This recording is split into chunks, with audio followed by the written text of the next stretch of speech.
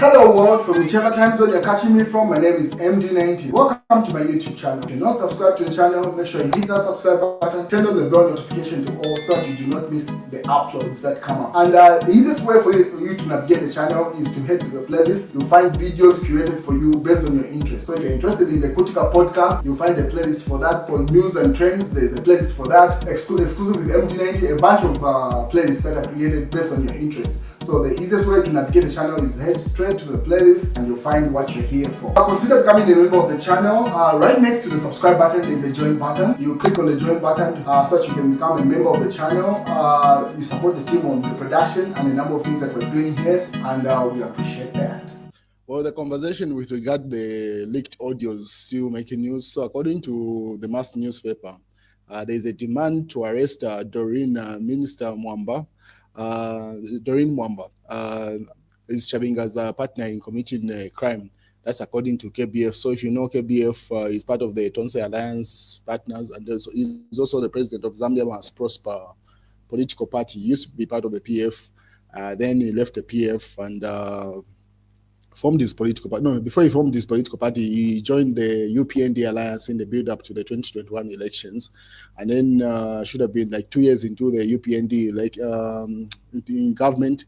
They fell off with President Hakainde Hichilema. The UPND, he left the UPND alliance, formed his political party, and now he joined the Tonse Alliance, which is now the PF. Pretty much it's like the PF alliance. And so he had a live stream with Manuel Mwamba where because when the video, the audios are leaked, the ones that are alleged to be AI, and then the other team is saying the actual authentic audios, which have also been submitted to the South African court according to the Lungu family in South Africa, saying those are going to be used as evidence in the court proceedings. So the other person, the woman that is alleged to have been speaking to Robert Chabinga in the audio, no one knew her, or her name was never disclosed, but KBF disclosed the name to say it's actually a minister within the UPND government, and that's Doreen Mwamba, allegedly. And according to KBF, he says she's an accomplice to that crime because the number of things that Chabinga is alleged to have said in that audio are criminal. And the fact that she was aware of that and she did not report that conversation to the police, that makes her an accomplice, according to lawyer KBF there. So that's what's going on with regard to that. And then what is State House has also issued a statement in the Daily Nation. I say, leave Hakainde Hichilema out of leaked audio. So Clayson Amasaka demands that President Hichilema's name should not be part of the discussion about Chabinga's leaked audio, in which he claims the head of state had called him 12 times around 0223 to send him to South Africa. So that's a response coming from State House, simply saying, okay, fine. In as much as those conversations, whether be it AI or authentic, President Hakainde Hichilema's name should be out of that conversation because really he's not involved, and Chabinga cannot prove that he had received phone calls from the president of those 12 missed calls. So that's the feedback from State House with regard to that news update. What is leaked audios have made DW News Africa. So they say the Zambian government, has denied any connection to the leaked audio recording that allegedly revealed a plot to use illegal means to repatriate body of former President Edgar Chagwa Lungu from South Africa. The audio features a female minister, or even the DW has also pushed to say it's actually a minister, a female minister, and a man connected to Lungu's party discussing bribing judges and staging a fake protest to push for the body's return.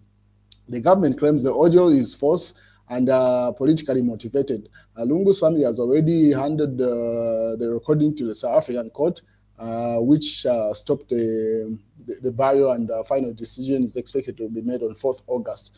So the verdict from court is going to come, and this the DW has confirmed to say actually it has been submitted to court. In other news, the Lusaka High Court has dismissed an appeal of incarcerated former Lumezi Member of Parliament Munir Zulu and upheld his sentence, where he was sentenced to 12 months with hard labor for defaming two cabinet ministers and the former RDA board chairperson. So they're referring to Munir Zulu. He's been in prison for, I think now it's either 2 months or less. No, actually, it might even be 3 months, because there were by-elections in his constituency. He was an independent member of parliament. With the seat that is now occupied by the UPND, they won the by-elections. So he appealed his conviction, but he has lost the appeal as of today. So those are images that are coming from the court as he was being taken back to prison. So High Court upheld Munir Zulu's criminal liable conviction. So former Lumezi Member of Parliament Munir Zulu had appealed and had his appeal dismissed by the Lusaka. The Lusaka High Court, which upheld the 1 year sentence that was imposed on him. So Munir Zulu stays in prison. So those are some of the images that were taken at court. He's been grown an afro now from his prison sentence. I think it's done either 3 months or 4 months thereabout. So maybe around this time next year he might be out. But he still has a number of court cases still. Aside from this, there's another one that he is expecting a verdict on. So that's the situation happening to former Lumezi Member of Parliament. What is sort of says Fred Membe on Hot FM, earlier on Fred Membe was on Hot FM, says Chavinga's voice recording is legit and not AI. Can you also confirm if the recording of his daughter and Kaunda about removing Edgar Lungu from Tonse Alliance was legit or AI? So the argument coming from the UPND is that if Fred Membe is so sure to say that the audio recordings that are purported to have come from Chavinga are original, what makes the audios that are leaked that are allegedly connecting his daughter, that's Fred Membe's daughter, to a statement where there was some in-house wrangles within the Tonse Alliance was to lead? Because as you may be aware, before Edgar Lungu passed on in South Africa, he was the chairperson for the Tonse Alliance, pretty much, where I think Fred Membe's party is part to that. So it seems like there was a ploy to oust Edgar Lungu as president. So that's what Shalala is referring to there, to say what makes the Chavinga leaked audio authentic and the one for his daughter inauthentic. So that's another debate. More images from Munir Zulu's situation at court earlier on. What is the Patriotic Front PF vow of Democratic Convention blasts speaker for illegal interference in opposition leadership? So it seems like the PF is working towards a convention. They've decided they'll go to convention once Edgar Lungu is put to rest. That's after the verdict from South Africa. They're going to a convention. But as you know, there are two factions now. Initially, there were three factions. There was the Edgar Lungu faction, Mao Sampa faction, and then within the Mao Sampa faction, that's where Robert Chavinga broke off and became another faction leader. But since then, Mao Sampa reconciled with Edgar Lungu and became one, and now they're just fighting with Robert Chavinga. So now, if they say they're going to a convention, which PF and who has the paper? So that's another conversation. But it seems like most of the people from the Central Committee in the PF reiterating the point, or that they're going to a convention. What is in the news diggers? Corruption has reduced in the FIC reports because of Hakainde Hichilema's good leadership, brags government. So according to government, there's been a reduction in corruption.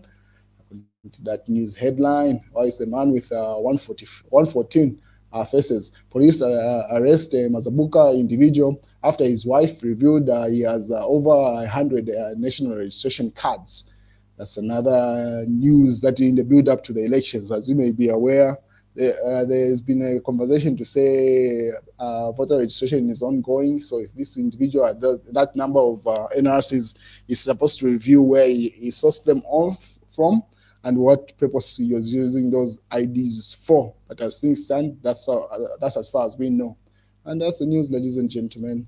Have a good day, good morning, good night, depending on the time zone that you're watching this from.